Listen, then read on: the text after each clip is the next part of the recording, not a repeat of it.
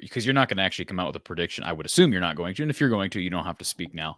But if you had to just spitball, ballpark, where does Iowa finish as it relates to ranking in total offense at the end of this season? Ooh. I'm going to go with 87. Wow. Okay. I say, wow, that's a big jump, man. That's leapfrogging a lot of teams. Well, you can look at it that way, or you can just look at it as Yeah, I know. starting over. We're starting from scratch. Yes. And what does this team have in regards to personnel? You've sized it up on a number of occasions. We've certainly discussed it all off season. I think we've got a pretty good take on where this offense is strong, where it's okay, where it's most likely weak. But to your point from last week and weeks gone by, where Iowa is obviously weak in personnel and previous production, their offensive coordinator is extremely good and has a great track record. So maybe he elevates that position, and that's a good match.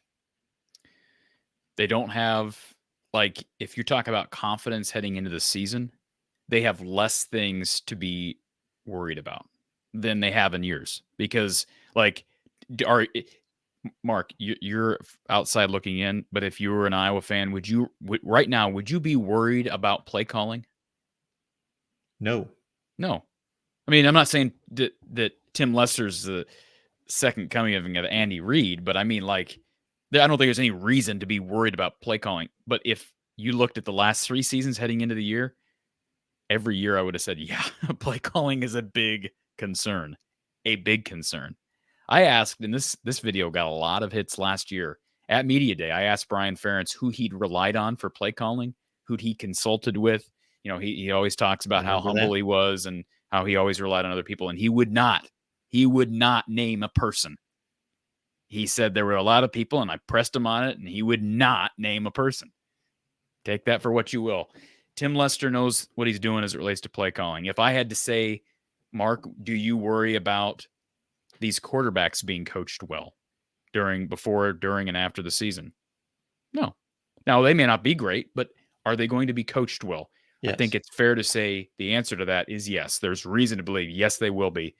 And I think wide receiver, maybe there's reason for worry still because of who the position coach is. But, hey, would I rather have a guy in John Budmeyer with an offensive coordinator in Leicester who's had a history with receivers, or would I rather have a guy in Kelton Copeland who, yeah, I mean, the guy had some wide receiver and coaching experience, but he was a former quarterback with an offensive coordinator who knew very little about the passing game and was a disaster at play calling? I would take the former. So I just think there's a lot of upgrades across the board. Now, what degree are those upgrades? What type of production are we going to see at those different spots? We'll have to wait and see. But I just think there's too many upgrades, whether they're marginal or not, to not expect a nice bump. And I think top 100 is a very modest expectation. I think if they're plus 100,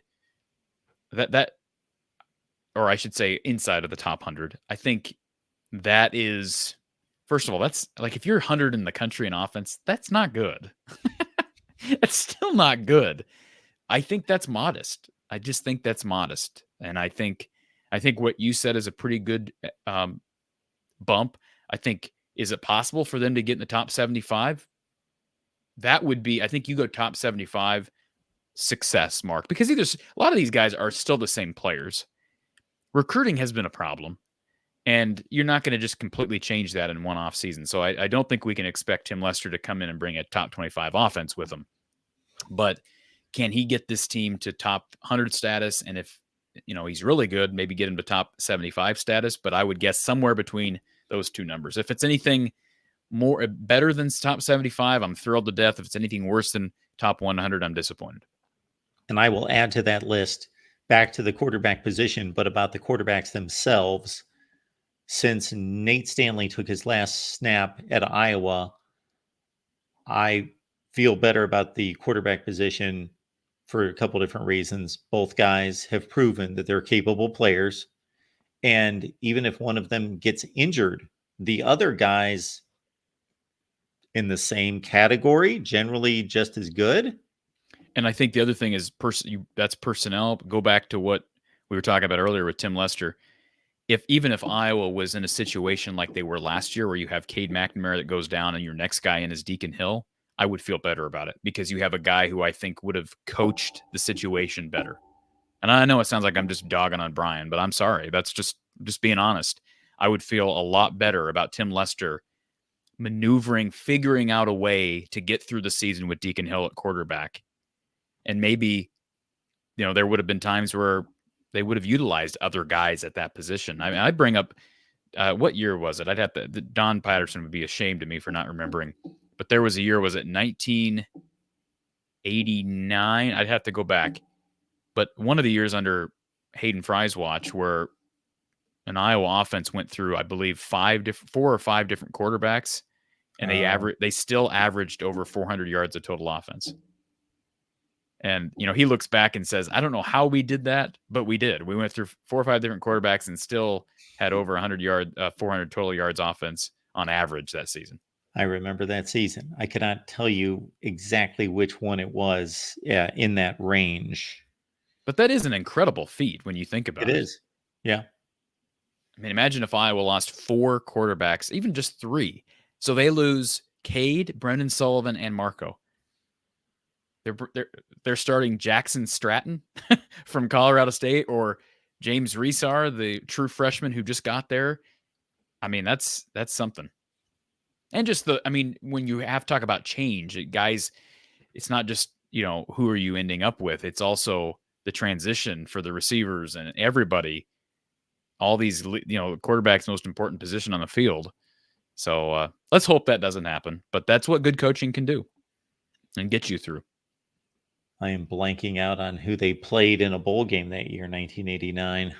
Was it 89? Am I right on that? I don't know for sure. But I used to know everybody's bowl games by year. Of course, they went to the Rose Bowl the next year, 1990. They went to a couple holiday bowls in that range. Beat BYU at the gun in a holiday bowl. I think they won 2 holiday bowls by 1 point, I believe. Didn't they beat like San Diego State by 1 point? And they beat BYU by 1 point, if I'm not mistaken.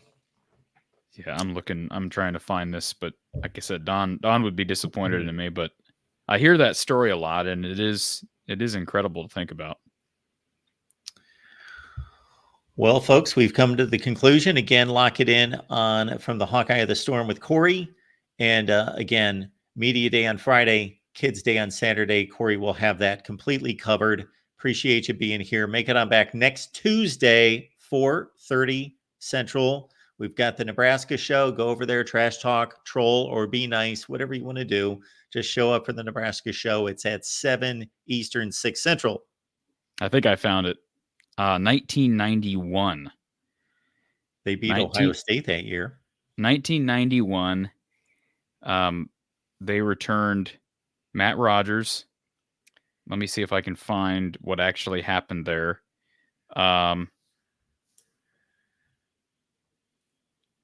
They went, let's see, 10-1-1 in 99. Am I right in saying that? I'm scrolling through an article here that 91? That can't be right. Michigan went to the Rose Bowl that year. Yeah, I believe 91 is the year where they went through all the quarterbacks. I'd have to confirm that, but I think I can tell you that in about 2 seconds. Okay. Okay. You got to go to collegefootballreference.com. That's your spot right there. Love that site. All right, 1991. Well, first of all, they went 10-1-1. They finished 10th in the rankings. Now, in terms go find, just go look to see quarterback stats and see how many quarterbacks they played. Well, trying to find. I'm never on my phone to do this stuff, and Iowa stats. Okay. Show passing. Come on. Yeah, that was the year. Well, when you say 5 quarterbacks, if this is the year this is probably not the year Don's talking about. Rogers threw 255 passes. Hartleib threw 54. And then after that, it was 6-1-1-1. So those guys didn't really play. Really, two guys played. That must not be the year So then. that might not be the year. I'm surprised nobody has said anything in the chat. I mean, we got 100 people watching and nobody. I just talked with Don about this the other day. I mean, I should remember first and foremost, but Oh, this is the year that they tied at BYU in the Holiday Bowl 13-all. And their only loss that year was to, Michigan 43-24. And there you go. They beat Ohio State and Columbus 16-9. Yeah, it was a good team. They beat they played four ranked teams. They lost to one of them.